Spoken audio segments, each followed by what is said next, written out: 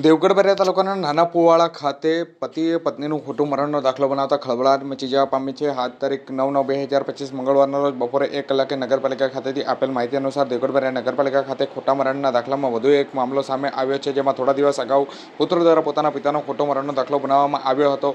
બેંકના લોન માફ થઈ જશે તેવી આશાએ જે પુત્ર દ્વારા પિતાનો ખોટો મરણનો દાખલો બનાવતા આવતા પોલીસ કાર્યવાહી કરવામાં આવી હતી, જેમાં હવે વધુ એક કિસ્સો એવો સામે આવ્યો છે, જેમાં જીવિત મંજુલાબેન નામના મહિલાના પતિ દ્વારા તેમની જ પત્નીનું મરણનો દાખલો બનાવી અને નગરપાલિકા ખાતેથી તે દાખલો મેળવી લીધો હતો. મહિલા જીવિત હોવાનું કબૂલાત પંચ રોજકામમાં પુત્રએ કર્યું હતું, જેમાં હાલ નગરપાલિકા દ્વારા પોલીસમાં ફરિયાદ આપતા કયા કારણોસર આવો મરણનો દાખલો બનાવવામાં આવ્યો છે જે દિશામાં વધુ તપાસ હાથ ધરવામાં આવી છે. શું નામ તારું ભાઈ? સંજય. સંજયભાઈ કેવા? સ્વદેશી. સ્વદેશી રામસિંહ બારિયા. બારિયા. ઓકે. મંજુલાબેન શું થાય તમારે? મમ્મી. ઓકે. હવે મંજુલાબેનનું 2024ની અંદર મરણ થઈ ગયું છે એવું તમારા ધ્યાનમાં છે? ના. જીવે છે? તમે જાણો છો? હા.